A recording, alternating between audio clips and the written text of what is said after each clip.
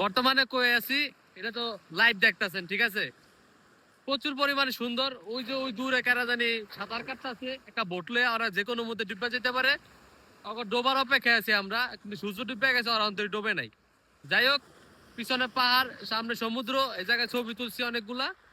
আর ছবিগুলো খুব সুন্দর হয়েছে, ফেসবুকে পোস্ট করলে আপনারা যারা আমার ভাই ব্রাদার আছেন, বন্ধু বান্ধব আছেন, সবাই দেখবেন। তো আর কি কইবো, প্রচুর পরিমাণে সুন্দর জায়গা। যদি কোনোদিন আহেন তা আমি ঘুরাইতে লইতে পারুম, সমস্যা নাই।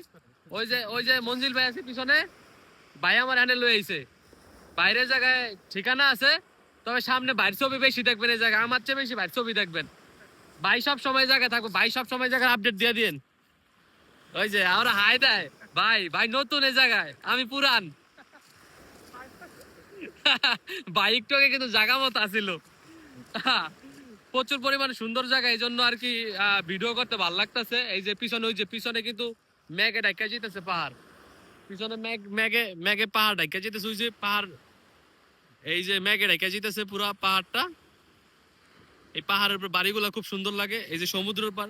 এই জায়গায় যদি আমার একটা বাসা হইতো আর কিছু লাগতো না।